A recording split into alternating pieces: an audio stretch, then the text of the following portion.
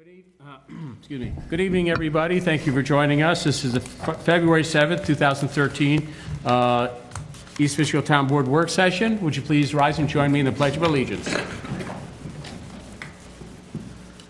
I pledge allegiance to the flag of the United States of America and to the republic for which it stands, one nation, under God, indivisible, with liberty and justice for all.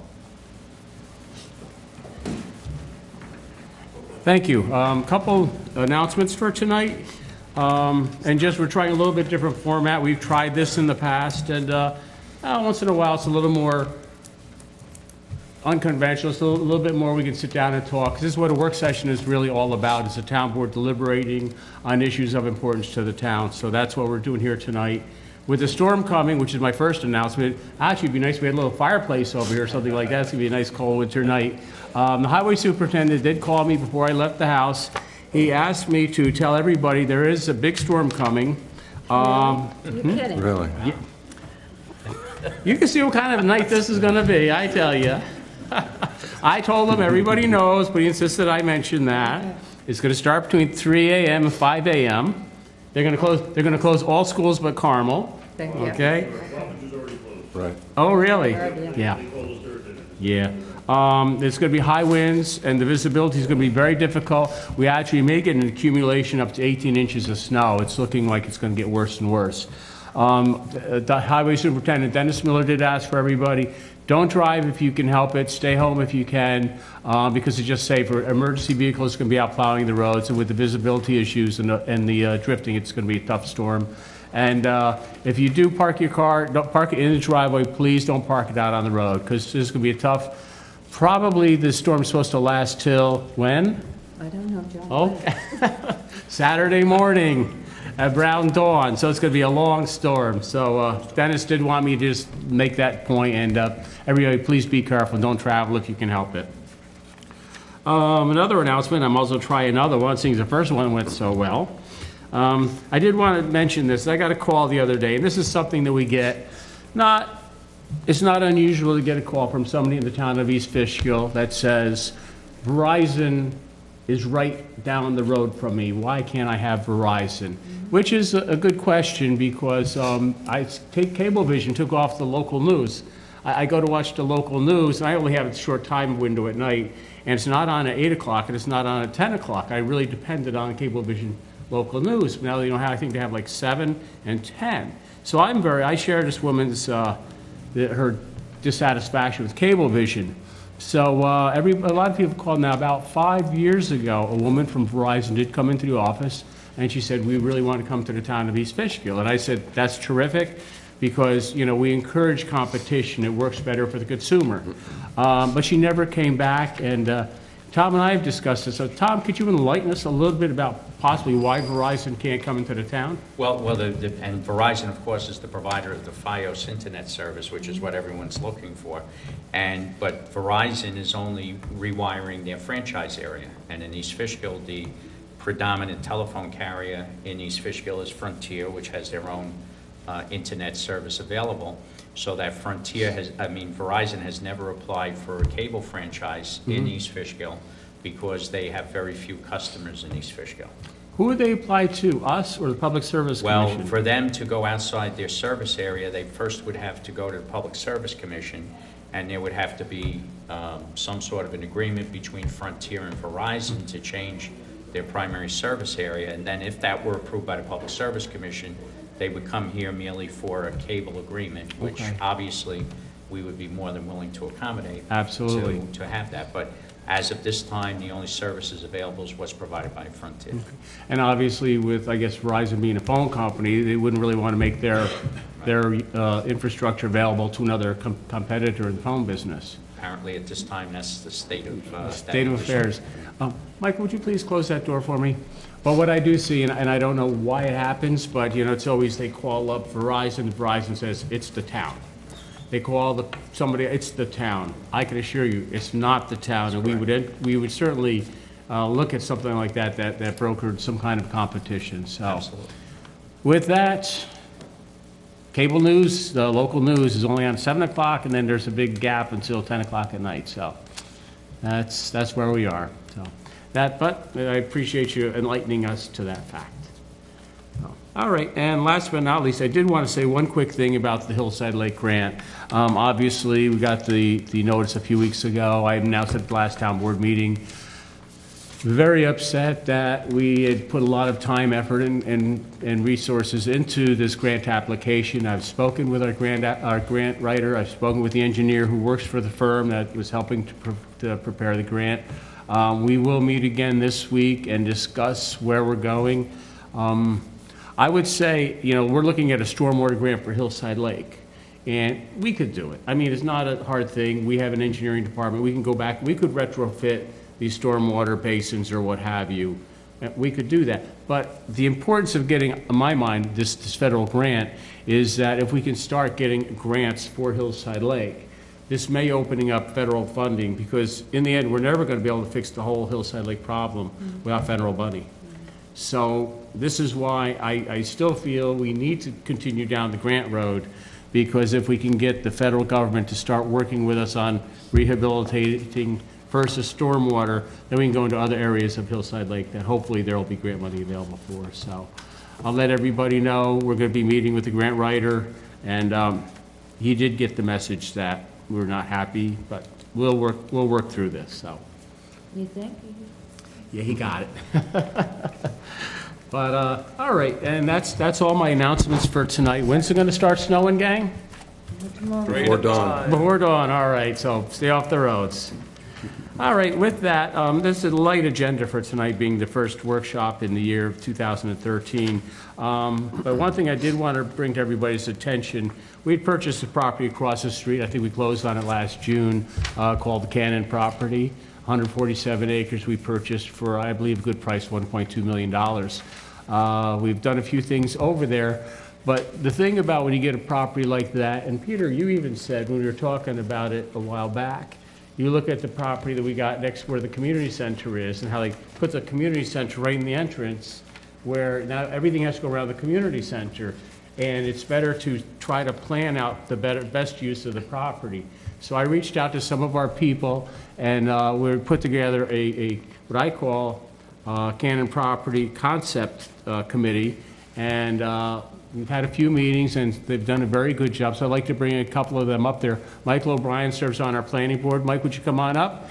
And Fred Wells, who serves on our Conservation Advisory Council, you guys have been a very, very great help. Malcolm Mills also serves on the Cannon Concept Committee, and Malcolm emailed he couldn't be here tonight due to another engagement. And Michelle Robbins is also our town planner. She also sits in, as does Scott Bryan, our town engineer.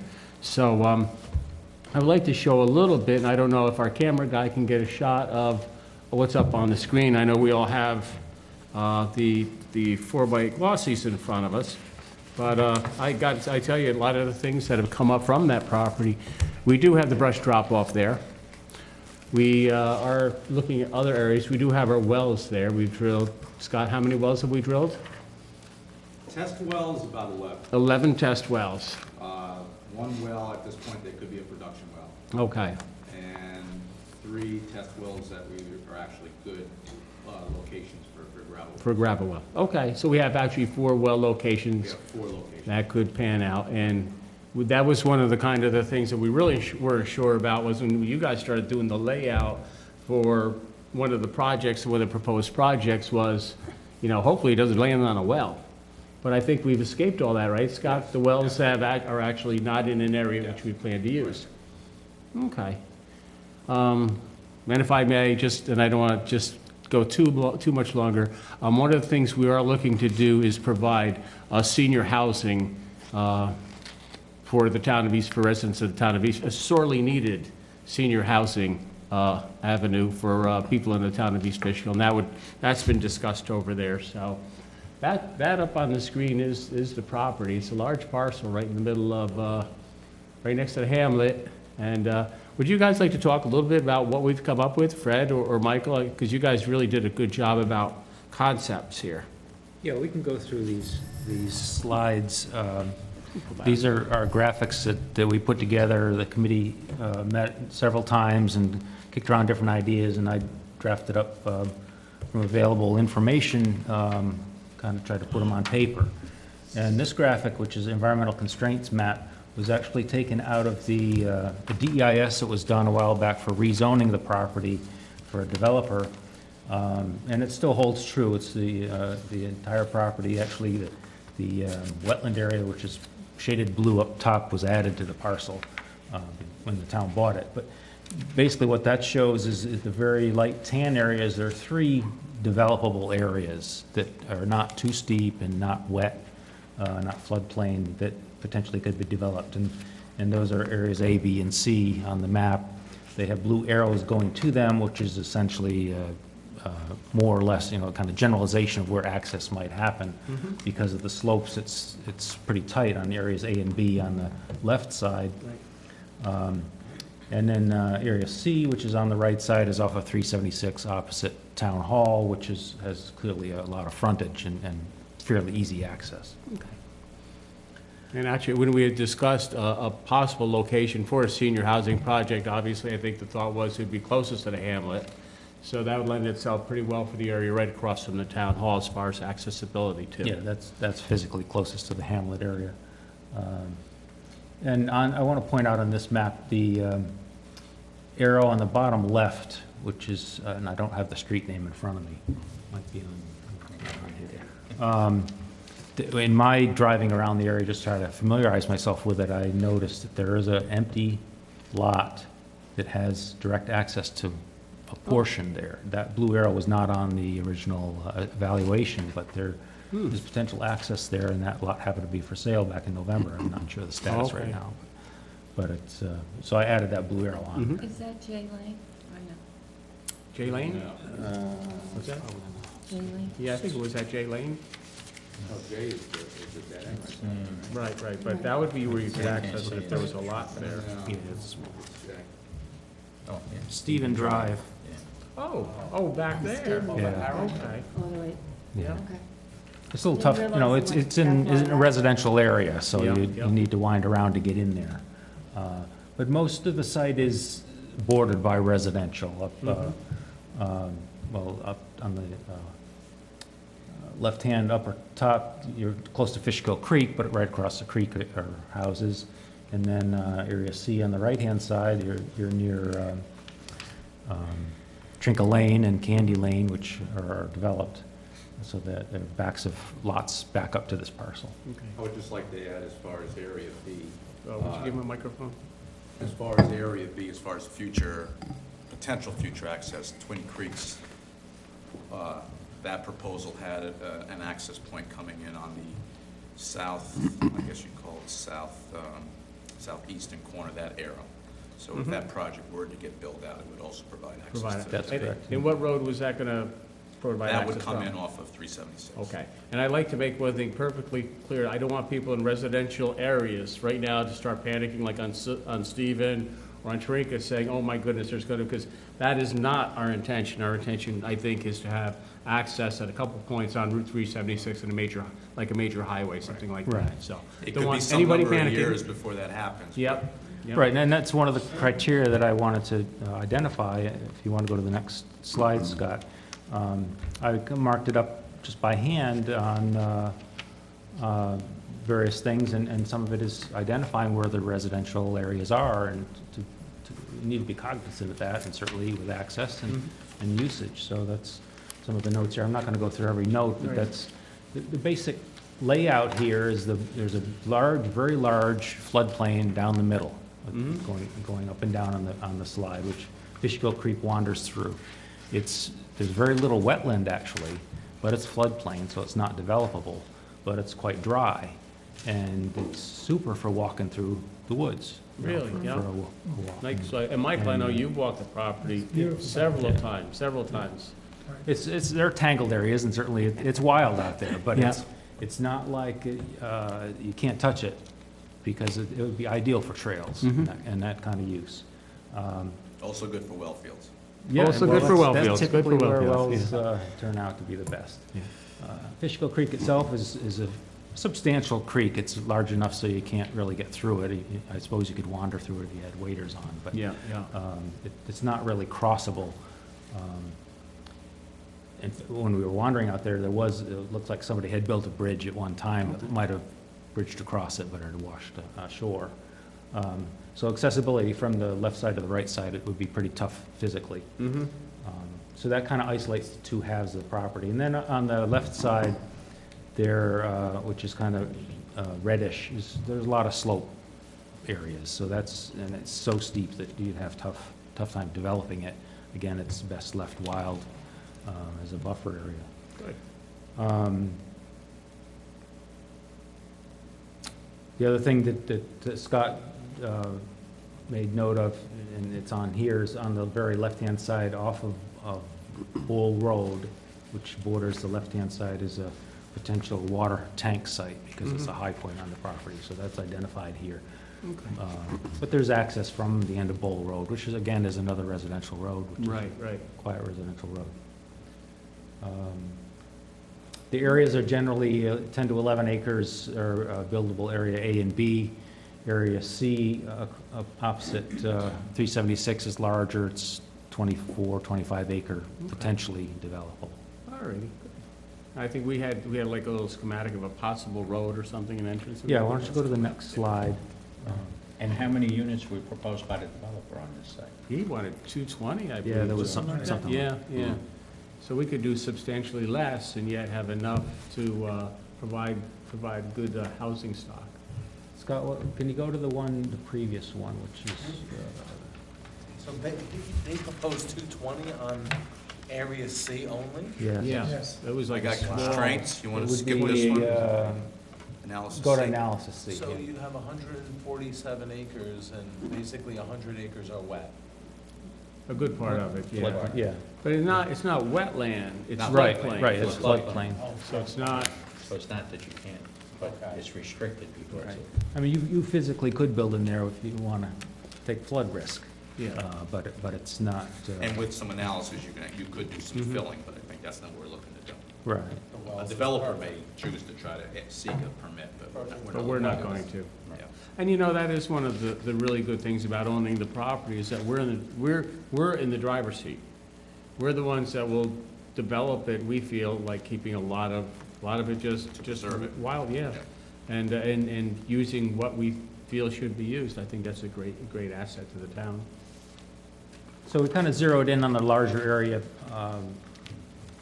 partly because John had indicated the primary concern here was to take a look at the potential for senior housing and where might that go and does that work. So we picked, obviously, the larger area and the areas closest to the hamlet being, I think that was probably the biggest criteria for us, was accessibility on foot, potentially, or as close to the hamlet as we could get. Yeah. So we zeroed in on this area. This map is twisted to a different orientation. North is to the right. One of the key concerns is trying to get a crossing on 376 for pedestrians. And it's potentially, because of the way the right-of-way is laid out, that you could have a traffic circle or even I was two just going to traffic say, I see a traffic circle up there. So we stuck in a traffic circle. Scott said maybe even a tunnel, and that might be possible. But there's room potentially, because the right-of-way widens out there and the lay of the land, you may be able to get a traffic circle, which would slow traffic down without stopping them Right. and allow for a safe crosswalk. Yeah. Now, I've never had luck driving in traffic circles myself. I go to those little ones up in Poughkeepsie and never quite feel comfortable there because they're small. They're number very one. small, yeah. And people don't stop. They just kind of wander right in there, and I'm never sure who's got the yield and who's got the right of way. Well, that's the idea, try to scare the driver. Oh, and is make it them really? slow down, Okay, yeah. it works, it works. Like, but they don't stop traffic, as you say. You do go in there, you just got to meander around and move on your way. So that'd be what they call like a traffic calming Exactly. device. Yeah. Okay. I mean, there might be other solutions too, but that was something that kind of stuck out because of the room that's available there. It might eat into the property, you know. I stuck it kind of between the town hall and the library, and you have to play with the best location, but it's feasible. And you think then actually how would the crosswalk, would that be at grade crosswalk? That would be accurate. Oh, so it'd slow you down, so that would give us time, 'cause I've seen people, we all seen people try to cross Route 82. Yeah. And that's pretty much just running across it, so. Okay, Just that's makes it a interesting. safer opportunity for Yeah, for yep, pedestrians. yep. Okay, good. So that's one of the key things here. I still show the two arrows. There is now the access on the lower left side, which is the existing access to the sewer plant. And that's a good point to have a double access to, if you will need two into the property. Right. And, And we discussed that, I mean, trying to keep the access points as few as possible too, seemed like Yeah. if we could use 2 access points. yeah, so, and then this, I laid out some of the other things on the right-hand side, my crosshatch is where it's wet, and those are actual wetlands. DEC wetland is up in that area.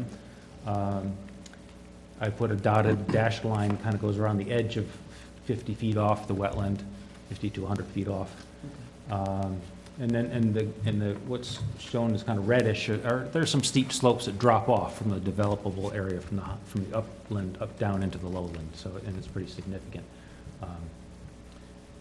Some of the other things that we identified here, there is access, physically, the town property wraps around and does come with a little right-of-way onto Trinca Lane, which is where that is. It's Yeah, and we an talked access maybe point. about having a sidewalk system or so potentially something to walk to town down Trinca. That access does go through wetlands, so you couldn't put a paved road through there, or you'd have trouble getting permits to do that. But you could potentially have a boardwalk or a walkway or a bikeway going over there, so that's one of the key things.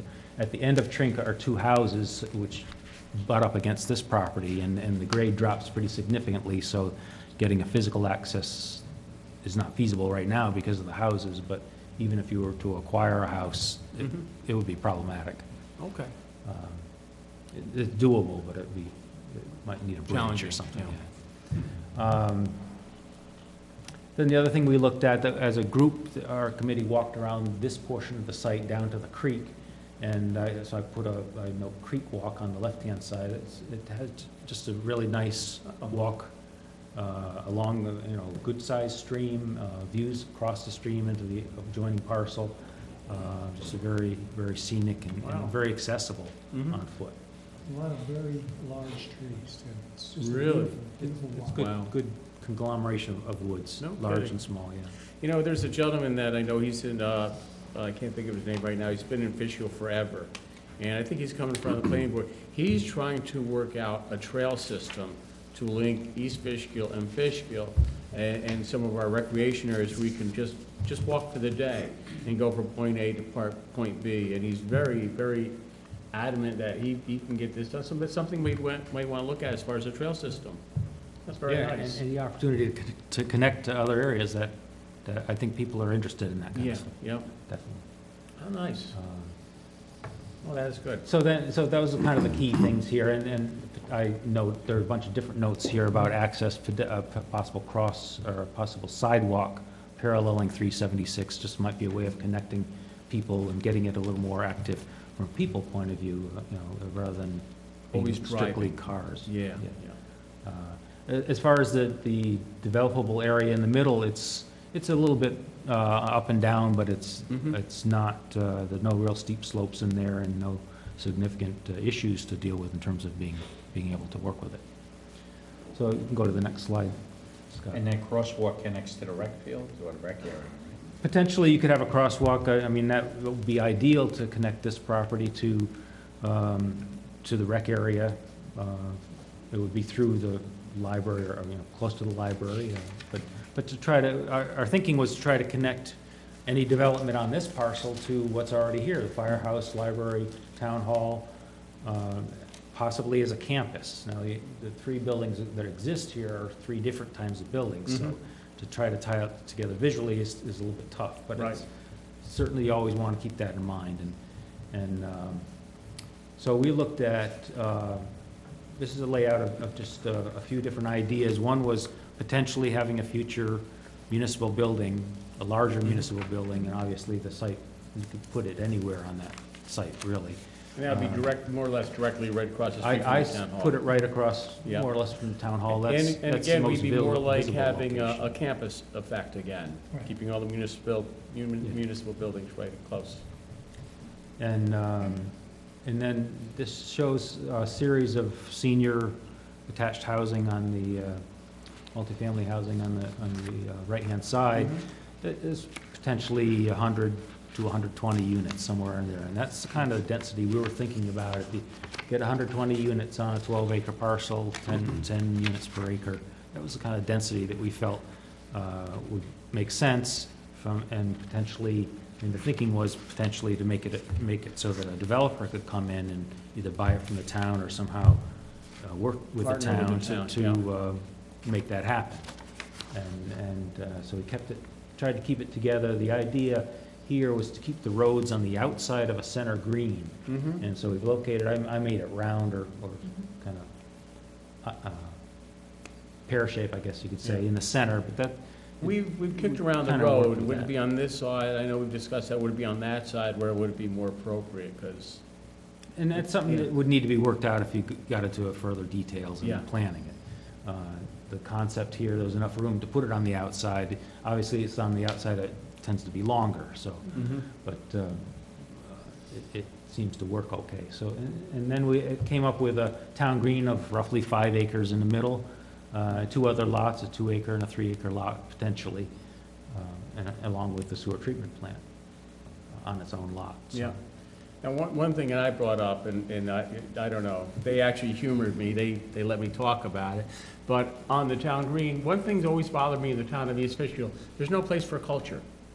We don't have a stage for a band or a stage for a play or anything like that, and I always thought, you know, this is something our town is lacking. Wouldn't it be nice if we could have like a little area for something like that?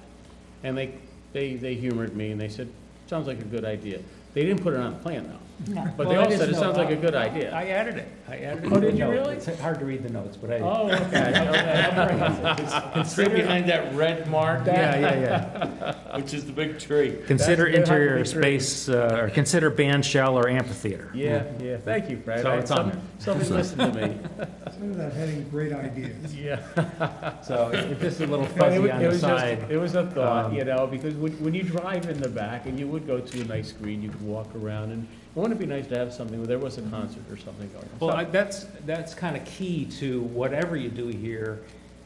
If you have a town green, right now that green is out in the middle of the woods. And it's actually lower in elevation from 376. So if it was developed like this, no one would know the green's back there. So you Right. need to develop it in such a way that there's activities back there that will draw people. Draw people to it. And we weren't able to come up with a bunch, like 10 activities that would really, I mean, Make you draw. ideally, sustainability, you're talking 8 to 10 activities that will really draw people. And we don't Okay. have that here. Okay, So that's that's why I something made, that needs to be considered. that's why I made the list. Yeah. There you go. The and town that- of Grange, don't they have a van shell at, what's the name of the park there? Old LaGrange? Yeah. I think they might, yeah, They I've do. been there a couple times. That's nice, I just think it's a nice thing. Yeah, And it I like to see kids maybe, you know, I would go to, and I probably shouldn't say, Hudson Valley Shakespeare down at Boscobel. I haven't gone I've been there probably for 12 years running.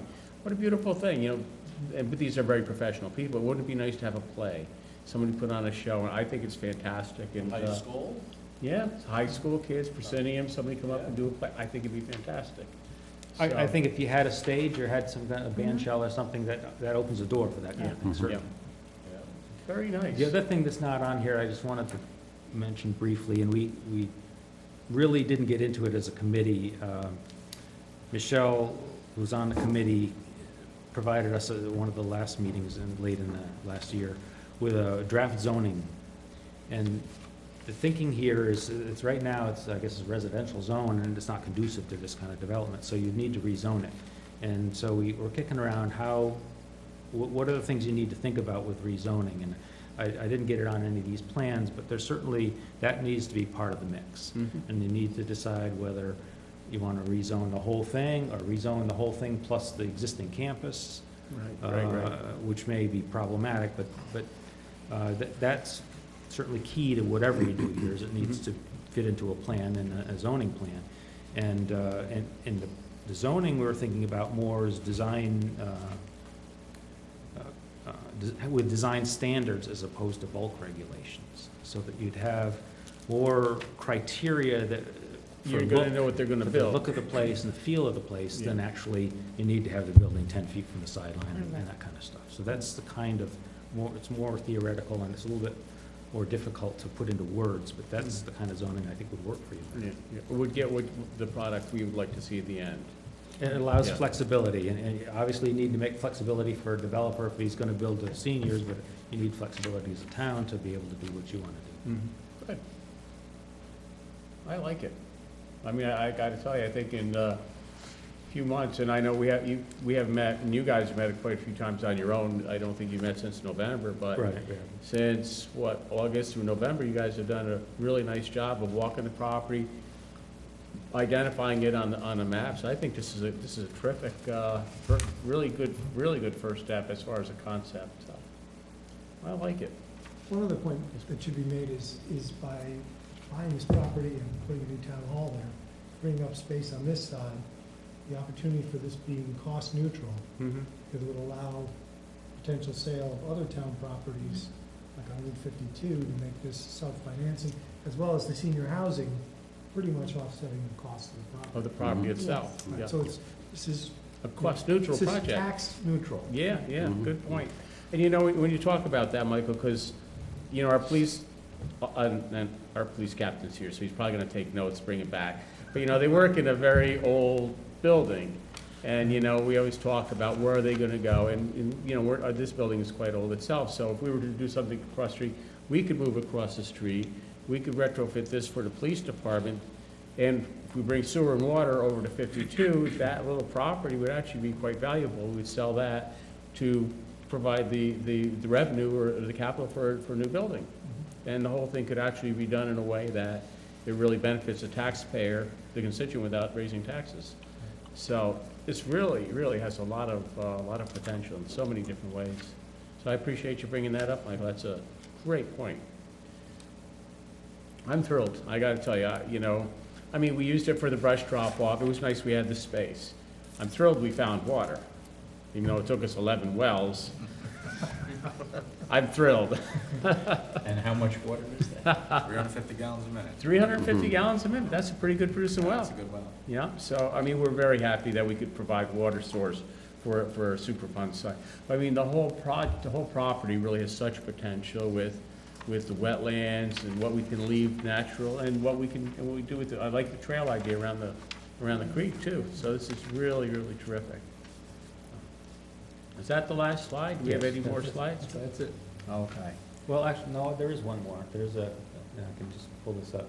Malcolm had some pictures that he brought in, and Oh, we yeah.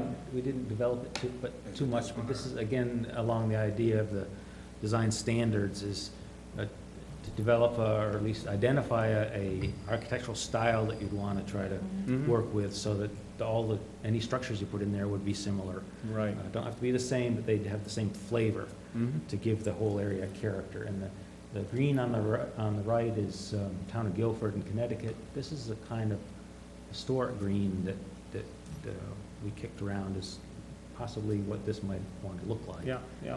Obviously, that's an older one, but it has a real rural feel to it.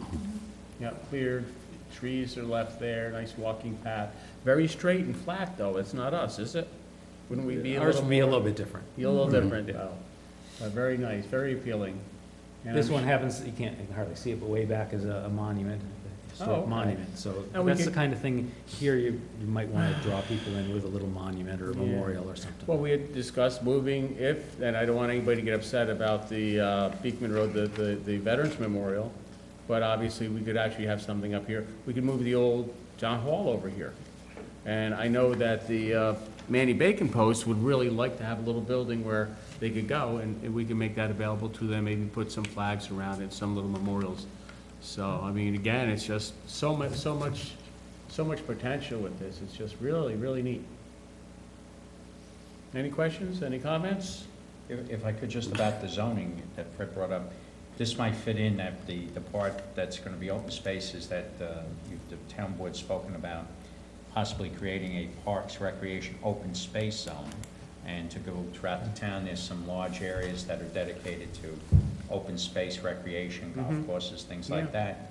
and that might fit in with that plan is the part that's not utilized for housing, to zone it the parks, recreation, and open space, Okay. which then would keep it available for the public, for the trails, and I think identify it more readily on our zoning map that that's a open, preserved space Oh, and that's a area. good idea.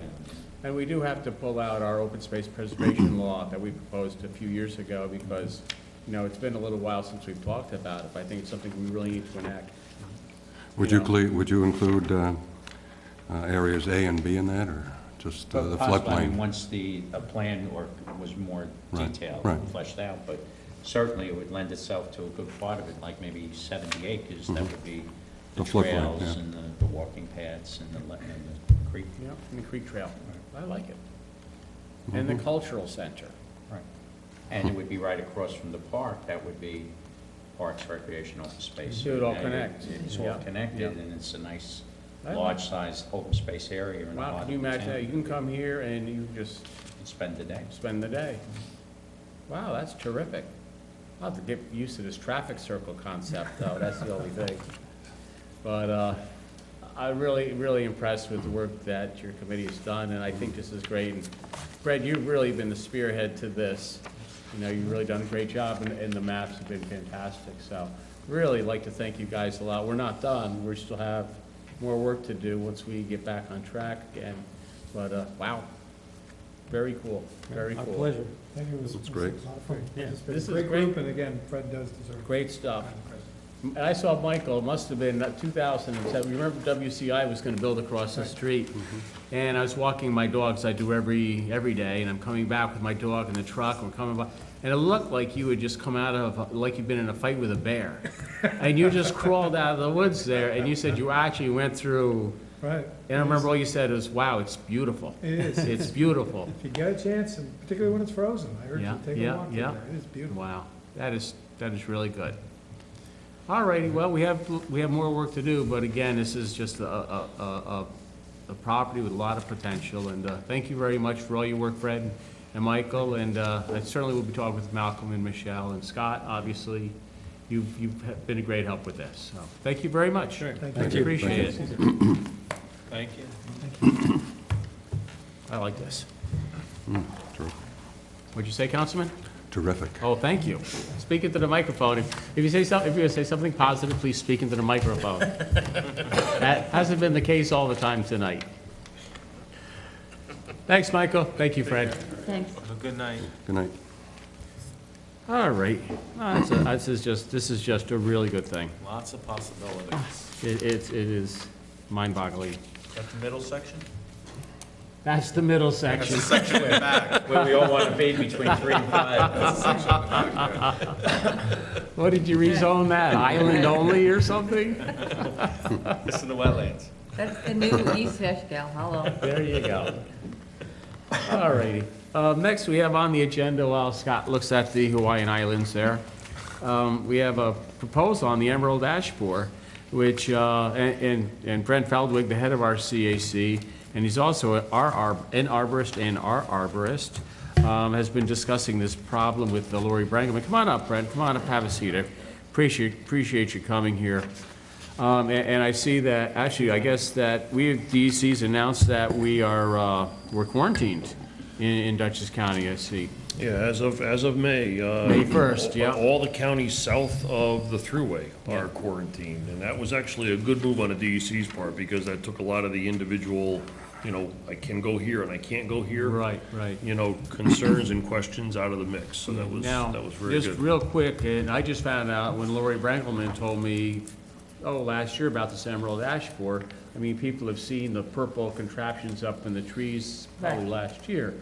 And that was, I don't know who put them up there, but they're trying to track to That see if they're was the here. DEC that was Was it doing, DEC? they're doing, And they move them around, that's why you don't Right. see them. At the time, I think, there was no hits in the area, right, but they're coming. right. So Brent, tell us a little bit about what the Emerald Ash Borer does Okay. to an ash tree. Well, the emerald ash borer is an insect that feeds in ash trees, and we have 3 main types of ash trees here in the Northeast. White ash is primarily the one that you see most of the time. but what's used quite a bit for landscape trees and found in wetlands as well are green ash and black ash. So those are the three major species. Emerald ash borer feeds in the layer of plant tissue between the bark and the wood, and it feeds in a serpentine or S-shaped pattern, and in that feeding, it basically strangles the tree. It cuts off the sap flow up and down in the tree. And what we found in the industry, in the arboriculture, the tree care industry, particularly in the lake states, is that this critter is,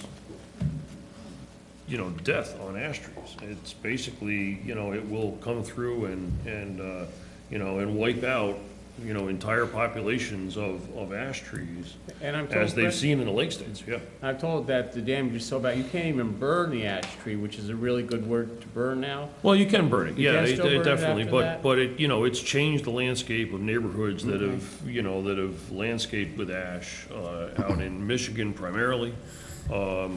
We've seen communities change. Saugerties, is probably the biggest emerald ash borer infestation in New York State. And, that town has spent thousands and thousands of dollars taking down ash trees, as well as, individual residents taking down ash trees. Because they didn't take steps to be prepared, and be proactive on the problem. Yeah, Could this actually wipe out ash trees as we know them? it's done that in the lake states. Really? Yep, absolutely. In communities that weren't, that weren't prepared for this insect and, that didn't take steps to anticipate it, and it was the lake states area was this insect's first debut onto the scene, so there wasn't a lot known about it. So a lot of lessons have been learned out there, and the industry knows a tremendous amount about this insect now. And a lot of land-grant colleges, and Cornell as well, it's part of what I put in your packet, hopefully everybody got it, was Cornell has developed an individual New York State emerald ash borer preparedness plan that communities can look at and model their roles after what Cornell has recommended. And now we're going to be having a presentation here by Cornell Cooperative. I think the last week in March, will be on the website, we'll have it in the newspapers on the emerald ash borer. We're gonna have that here to let the homeowners know what they can do to take steps against this ash borer. Exactly. I know you made a proposal to the town of East Fishkill, and your proposal actually right now has to do with town properties. Yeah, let me tell you a little bit about what Lori and I have discussed and have outlined for you. She and I have been discussing this insect for about 6 months, as how to, correctly advise the town on how to deal with it. And we came to the conclusion that the first step we need to do is concentrate on town parklands, and on town-owned properties that would have exposure by town employees, such as water supply lands, areas around, pump houses and supply tanks that would have employees coming and going, sewage treatment plants as well, to identify where the ash trees are in those properties and identify whether an ash tree on that property is an important ash tree or is not an important ash tree. And the importance would be whether that tree is within reach of a target, whether it's within reach of, a facility on a recreation parcel, whether it's within reach of a roadway that accesses a sewage treatment plant, whether it's within reach of a building, and that's really the ash trees that we as the town would want to be most concerned with keeping alive.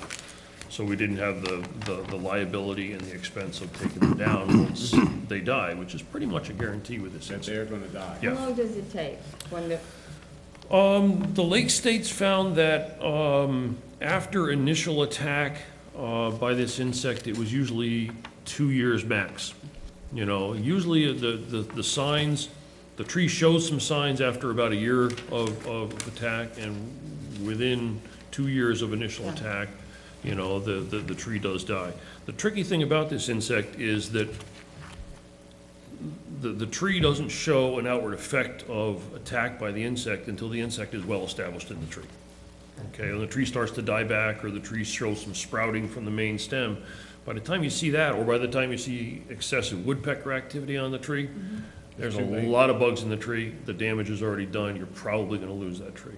So the lesson learned in the Lake States is that if a community really wants to be proactive of protecting ash trees on their municipal properties, they need to act proactively. They can't wait and see, because if you wait and see, you've lost the battle. Yeah. Now, I think, Brett, when we talk about being proactive, the first step is to identify and inventory the trees. Right, and that's what you have before you. You know, Lori and I had got a plan together. We printed out aerial photos of, you know, all the town municipal properties. Here's one of the 52, Route 52 soccer complex. Yeah. Just as an example. I've got a whole stack of them here. Okay. You know. How do you know, but can you tell if there's ash trees in here by the photo? No. Okay, No, just curious. no. There's a soccer goal. Yeah, there's three of them there. You can tell. What gives you an idea of the area of the amount of trees that are there? The reason we did that is we wanted to get some idea of what areas we wanted to focus on. This is obviously a large property, and there's a lot of woods back here. And quite frankly, who cares if an ash tree dies way back in the back corner of the property? Because if it dies and falls over, it's not gonna hit anybody. Right. So we don't wanna spend any money on that ash tree, Yep. okay? We wanna spend money on the ash trees that are along the edge of the soccer fields.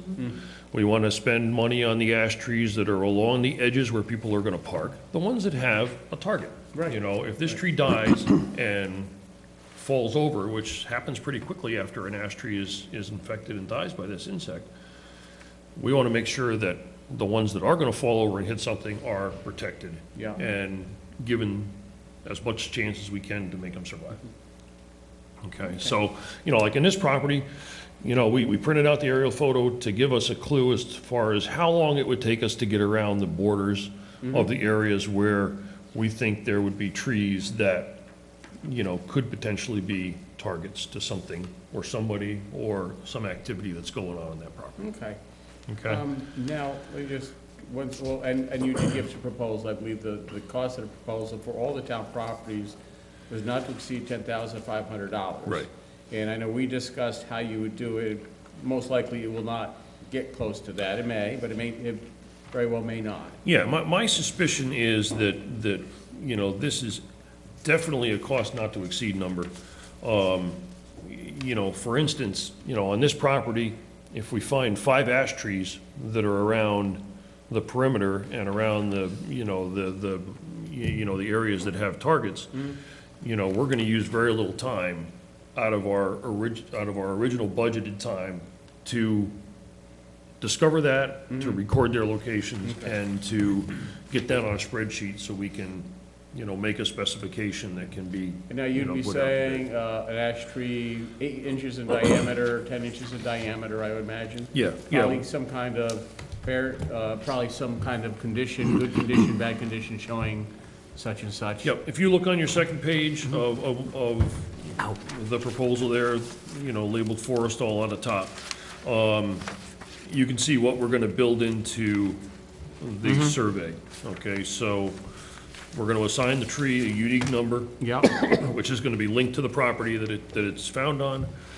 We're gonna locate that tree on an aerial photo similar to what you see here. Yeah, We're gonna give it a GPS GPS longitude and latitude so that, you know, if a company that's going to be treating these trees, and we decide which ones are gonna be treated, can go out with their GPS and find where this tree is if they have any question.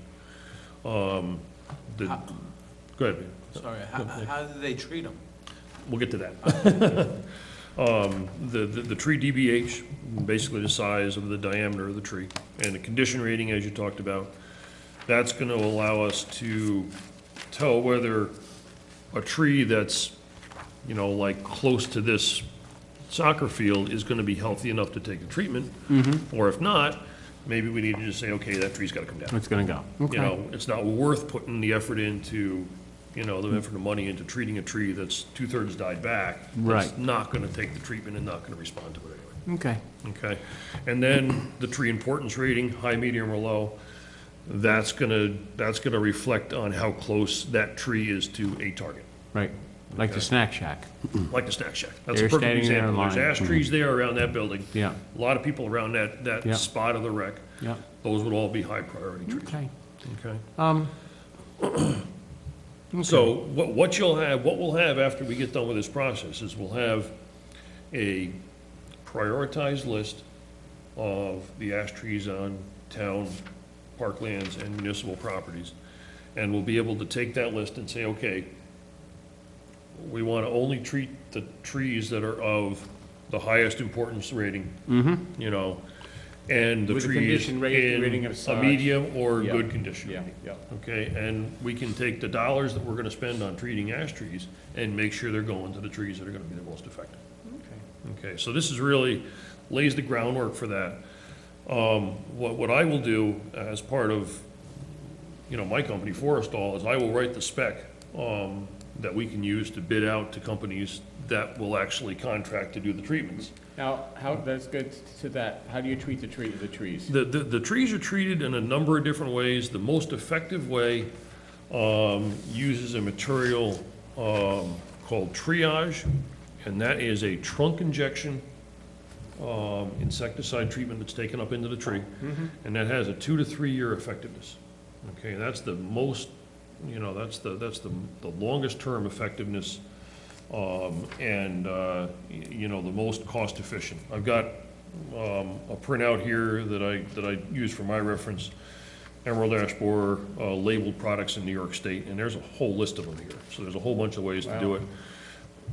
We would specify the triage treatment just because it's the most economical and longest lasting. And we discussed this, the emerald ash borer will be through the town in 4 years. They move, they do. migrate through, and then they're It's gone. kind of like a wave, you Yeah. know, of insects. Yeah, exactly. Yeah, so, I mean, we probably will see this insect, as you said, for 4 or 5 years. Yeah, You know, if we get 3 years out of a treatment, which I hope we would get,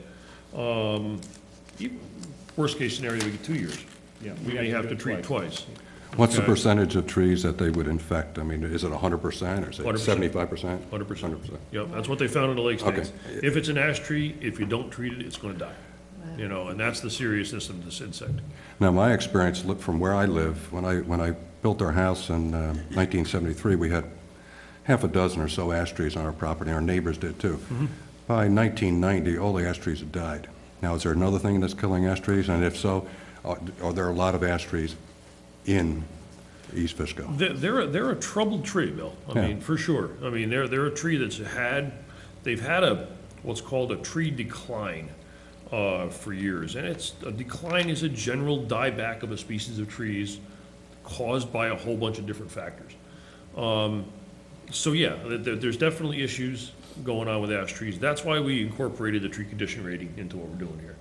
So we can take a look at a tree, and if it's a lost cause, we're not gonna spend any money on it. Okay. Are there a lot of ash trees in East Fishkill? Yeah, there's not a lot that are used for street trees, but there's a lot that are used for border trees. Right. You know, I don't know of too many ash trees that are, you know, feature shade trees in East Fishkill.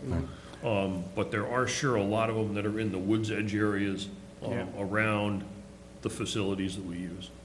What would you estimate the treatment cost per tree? Per tree. Just that, you know, Let's say an average sized tree of, you know, maybe 16 inches. In volume of treatments, I would say $30 probably. Labor and materials, somewhere around there, $30 to $50, I would say, somewhere in that area. But if you're in an area and you're doing 20 trees, You're you're gonna load some volumes volume in here. Right. So Absolutely. you're gonna be able to go in there, get 20 trees, maybe do them for $20 a tree because you're there doing a bunch of them. right. That's the theory behind, you know, let's take all this information and put it together as a spec and put it out Do to it the most 2 or efficient, 3 companies in the area. I know, you know, of at least 3 companies that, you know, are using the triage that will be very willing to bid on this for us. In your spec, are you gonna put, I mean, it's gonna have to be inspected, obviously. You mean can't if, You can't just rely on a contractor, he's gonna go out and do 1,000 trees and take his word for it. Oh, yeah, You yeah. have to be overseen. Means to oversee it and verify. Yeah, I mean, What's been done I think that, I mean, I think Take the that, tags from the solution, make sure they're not, using the right solution. not right, watering it down, yeah, whatever the yeah. case I might mean, be. I think that probably wouldn't, I really don't think, Scott, that would amass a lot of hours, and I could probably handle that within, I don't know if that's something you know. Lori could do, or somebody from rec, we could put somebody out there. I don't yeah, think you're gonna have to have between somebody Lori and out I, there. we probably could handle that, I would think, without adding any extra cost to this, to this discussion we're having here. Now, when you're doing this inspection, of course, from my point of view, if you saw a diseased or broken tree, other than an ash, would there be an ability to identify that for us? Well, now you're talking Because- about doing a whole tree inventory. Yeah. But the problem we have is that once we send someone out around the boundaries of our property and facilities, if a tree other than an ash tree Right, were to come down, yeah. the fact that they were out walking our property could be used as a means of saying the town had prior notice Mhm. of defective tree. Right. And since you're only doing them in all the important places where a car might be, a Mhm. roadway, pathway, person, you have to consider at least doing generalized, look-see, that if there's something that looks like it's bad. Yeah. Realistically, Tom, I'd have to yield to you on that. But I can tell you, the reading that I've done and the experience that I've done following some other towns that have done tree safety analysis and gotten burned by it, is that if we restrict this just to ash trees, then we limit our liability on other trees coming down. And we'll have to discuss this Yeah. further, because I'm not gonna be satisfied with either point tonight. But I do have to admit, Tom, that if we were doing something to address an emerald ash borer, that does say this is specifically what we're doing. But I would grant you that you do have a good point on the other side of what kind Because of as the liability. board knows, we had a case in the town where a tree, not even on the town's property, fell across a road, Yeah, injured somebody, and the town had the liability. insurance. the Yeah, insurance. yeah. And that was on someone else's property. Right, understood, yeah. So, What about the solutions they use, the chemicals? Is it safe for other plants and? It is safe for other plants. I don't know of any phytotoxicity, which is what you're talking about, reaction for other plants of the triage material. The nice thing about the way that material is introduced into the tree with a trunk injection is that it's not sprayed and it's not drenched into the soil. It's injected right into the tree below the bark so that there's no material that's on the outside of the tree or in the soil or blown up in the air that's gonna necessarily, get on somebody or get on somebody's vehicle or, potentially affect another, adjacent plant. So, yeah, it's a good and very, very safe, way to treat, plants is with a direct injection. okay. Brent, I'd like to ponder this a little bit, if you don't mind, give it some thought, and meet with you again, possibly next week, if you'd be available. I would, yeah. Would you mind Yep. saying a Wednesday? You can make a... Wednesday should be okay, sure, Well, yeah. see if we yeah. can set- I'll call I'd Gene like- in, we'll see if we can set something up. Yeah, I'd like to just go through some of these issues that have been brought up a little further. I mean, it has a lot of potential, but I want to make sure that we're doing it properly. Okay, there is a little bit of a time frame here, on this approach. We have emerald ash borer, as I mentioned, up in Saugerties. It did jump the river, and it is in Rhine Cliff now. Okay, it's not very far away from the river in Rhine Cliff. And it is in West Point. There was an insect found in West Point. So it is coming east. I haven't heard anything about it jumping the river down there and being in Putnam County yet. Okay. We probably have A year? a year or two. Okay. Are there any seasonal constraints to applying this? Well, that's, yeah, absolutely, Scott. I mean, this triage treatment needs to be done in the spring to early summer. Okay. And that's okay. it for the year, spring to early summer? That's it for the year. Yep, that's the effective time. Because in order for the tree to take the stuff in, the tree's gotta be full of leaves. It can't be, because you want the Can't be material dormant. up in the canopy, you don't want it in the root system. So, in order to make this effective for, this year and next year coming up, we really need to get a company in place to be able to do these treatments by the end of April? Let me just You know, ask maybe you, mid-May at the latest? if it's not here yet, and say we were to lay the groundwork, doing the inventory, identifying the ones, putting the bid out, and hitting it first thing next spring, or I think we'd still be in time. would that be okay? Yeah, I think we'd still be in time there, but the key is, let's Get the groundwork get done. the groundwork done, Yeah. let's get the inventory done, so Yeah. we know what trees we're gonna treat, and then we'll be able to know be able to have a pretty good estimate of what we're gonna spend, Yeah, you know, on doing the actual treatments. okay. Now, page two's got an estimate on what it should cost us to do the survey. That's the inventory, yep. Yeah, Now, if you were to take a guesstimate at how many trees are actually out there that we're gonna inject at $50 a pop, Gosh, I would, well, that's gonna I be, would you're gonna be looking at that. I would be hard to give you a real good estimate on that. say 500 or 1,000? I'll bet I'd it's, bet you 1,000. I'll bet it's probably around 1,000, if that, and it may not be that many. It may not be Think that so, many. Scott? I bet it's not that many. Huh?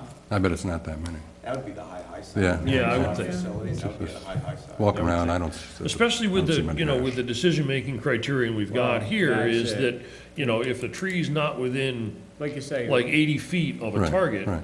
who cares? Yeah, You know, we're gonna let it go, Yeah, because right. we gotta use funds use our resources efficiently. strategically. Why wouldn't we consider if we have an excellent tree crew with highway. Now, I don't want to dump more work on Dennis and his crew, because I know they're busy, but why wouldn't we have them just say, oh, there's an ash tree near the snack shack, and just send the highway crew out and chop it There have to down? be a licensed, No, to- insecticide No, applicant. to cut it down, Oh, no, cut it that's what down. we would do. I'm sorry. I mean, they're That's not, what we would do, Well, absolutely. I don't, no, I mean, instead of any treatment or anything, just identify, Oh, you just there's want an to ash cut down all tree, the ash trees? and it could be a danger to somebody, have Dennis's crew, whenever they have a You shot, just want boom, to cut all zap the it. ash trees. I think you'd. That are a danger You to, just wanna cut all as the ash Brett trees. says. I What think happened to you'd, the I ash think trees in you'd your spend, yard? I'm a tree hugger, believe me. But I think you'd end up spending more money than what we're talking about You here. can't, you can't cut down. No, I think he's saying, when you go out to With highway. inspect them, if you see one that's really bad, then we send chainsaw miller over. Well, you know, indeed, I mean, if we, now, because we're talking about just ash trees here, you're right, if we see an ash tree that's, Toast. you know, 90% dead, yeah, we're gonna take that part of the list and give it to Dennis and say, here, Yeah. here's some ash trees, you gotta cut them down. Dennis will appreciate that, but Yeah. we have a you very know, good tree crew. But we don't wanna, yeah, and I agree, we do have a good crew, but, you know, this is a little more technical. And quite frankly, if we go through, you know, treating ash trees, we wanna get some competitive bids on it. And we wanna make sure everybody's bidding on apples to apples, and not apples to pears or I whatever. mean, you always have that option once you get your bids in to, Throw 'em in. and the survey's done, Yeah. because you're gonna have to locate it regardless. Yeah, But Right. Dennis goes out and cuts some, Yeah. you can I treat them, understand, I understand, yeah. so you can always, you know, see what the bids look like. all right, sounds good, Brent. Okay, Thank you, Brett. We'll be Thank you, talking Brent. about this again very soon. okay, Thank you for the information, Brent, I appreciate it. We'll be talking to you next week? yes, indeed, Yeah, good, stop around. I'll be around. All right, last thing on the agenda, and I really don't want to get into this too much, just a little bit about brush drop-off. It's worked out very well. A couple of people have asked when we're going to reopen it, and I wouldn't think we wouldn't open it until winter's over, probably April, May, that time frame. Or after the storm. After the storm. After the storm, yep, depending on the severity of the storm. And then I do want everybody just to consider, you know, how long we'll open it. I could see us opening maybe a couple times a year, maybe 3 months a year, something like, or, 3 months and 3 months, something like that. But we're still gonna have to kind of figure a little bit on fees. I do think we should charge a fee, and I do think we're gonna have to hire somebody, because Dennis really doesn't have enough men to have somebody set over there. So maybe we could hire somebody for some of the fees, maybe we could do something. What is it? Oh, we just hired somebody. Where? The highway? I'm sorry, where? Oh, well, no, now he no longer works for Highway. We did a Oh, reapportionment. Yeah, yeah. That was to get it established, so Okay. we'll be on that. This is plan like now. a temporary worker. That's all, This that's all. is Somebody to just a come in monetary, and just yeah. read driver's licenses and say dump over there, Make sure the that's all. residents, you Yeah, know, not from out of yeah, town. something or we do, and that, contractor. that would be paid out of the But I fees. thought Dennis might be able to cover it, I thought. He could be, but I wouldn't wanna say, you know, I know he's got 2 more people that are gonna be leaving soon too. you know, he's gonna have a couple more retirees, and he's getting a little short on his staffing. But absolutely, if Dennis could do it, that's fine with me too.